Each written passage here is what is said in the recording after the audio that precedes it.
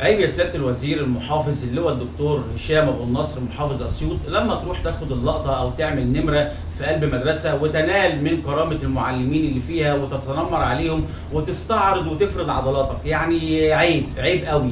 اي مسؤول طبعا ده موسم، عارفين ده موسم الشو بالنسبه للساده المحافظين من هنا لحد بدايه الدراسه، زي ما شفنا من سنتين قبل كده ولا من 3 سنين محافظ برضو اظن كانت الدقهليه لما راح وقال لمديره المدرسه هو الشباك اللي ورا حضرتك عليه تراب ليه؟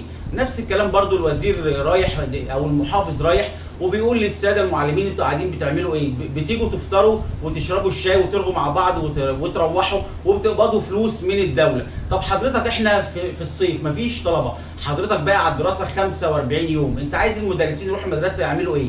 يعني قول لحضرتك انت طالب منهم ايه؟ ومرتبات ايه وحضرتك بتقبضهم من جيبك؟ ما هو لو بنتكلم على المرتبات معلش مع حضرتك برضه لواء شرطه وبتقبض معاشك من الشرطه، وحضرتك برضه دكتور واكيد بتقبض من النقابه، وحضرتك برضه محافظ وليك ما شاء الله بدلات وليك مكافآت وليك انتقالات وما شاء الله. يعني لو بنتكلم في اكبر مدرس واقف قدام حضرتك كده زي ما انت شايف واقف انتباه كده بياخد 7200 جنيه ما شاء الله. حضرتك بقى احسب بقى انت بتهزقه على اساس ايه؟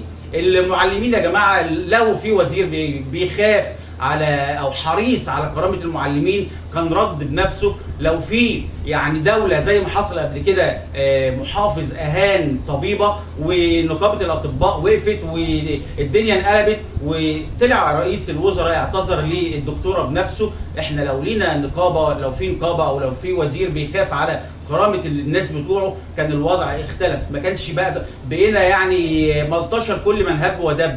يعني بقى الحيطه المايله هو المدرسين، اللي عايز يعمل شو واللي عاوز ياخد اللقطه يجي. طب حضرتك يا سياده المحافظ زي اللي بتقول هاتوا لي اسماء الناس المقصره عشان تنفيهم او تعاقبهم او تحذفهم بره المحافظه. طب حضرتك يعني بنفس الوضع كده حضرتك عملت ايه في السناتر والدروس الخصوصيه اللي اعلاناتها ماليه البلد عندك وقدام المحافظه نفسها؟ حضرتك عملت ايه في اكوام الزباله اللي ماليه المحافظه وبما فيها قدام المدارس كلها هتلاقي اكوام زباله جبال من الزباله موجوده؟ حضرتك عملت ايه في القتل والبلطجه والسرقه والتكاتك والمواقف العشوائيه اللي موجوده عندك في المحافظه بتاعتك؟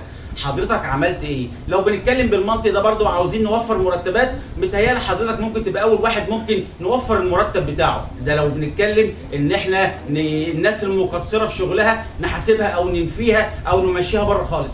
اسهل حاجه ان يجي مسؤول على المدرسه يعمل شو، لو ما لقاش المدرسين عشان احنا في اجازه فهيقول لك كله متحول للتحقيق والمحافظ شغال وزي الفل، ولو لقى المدرسين بيتنمر عليهم وبيستعرض وبيستوى وبيهزق كمان الناس الموجوده. الكلام ده عيب يا سياده المحافظ، الكلام ده ليك ولاي مسؤول او اي محافظ بيفكر في الموسم بتاع الشو يجي يعمل الكلام ده. انا شخصيا وربنا شاهد على كلامي محافظ الغربيه من سنتين او من 3 سنين، المحافظ السابق او الاسبق جه يعني واحنا راكبين العربيه كده الساعه 8 الصبح رايحين الشغل، نزل في اقل من 30 ثانيه نزلت الكاميرات والصحفيين اللي وراه واثنين امناء شرطه مع 2 ضباط نزلوا على موقف عشوائي، هات يا ابني الرخص بتاعتك ايه اللي موقفك هنا؟ ادى رخص للظابط وخد بعضه ومشي. في 30 ثانيه الموقف ده حصل وانا شاهد عليه واقسم لك بالله ده حصل. وبص بقى على الجرايد الخاصه بالغربيه عندنا، شوف بقى المحافظ اللي شايف شغله والمحافظ اللي ما بيونش وكلام كتير قوي قوي. فيعني بعد اذنكم اللي عايز ياخد لقطه بلاش ياخدها مع المدرسين، الناس ده عندها كرامه واحنا معاهم لحد اخر لحظه، الناس عندنا كرامه والمفروض الكلام ده يطلع من الوزير او يطلع من نقيب المعلمين يقول لو سمحتوا ابعدوا عن المدرسين وابعدوا عن الموظفين عامه. يعني كفايه اللي احنا فيه، الناس بتجاهد وبتحارب عشان توفر لقمه عيش لعيالها، فاحنا مش ناقصينكم والنبي الله يبارك لكم.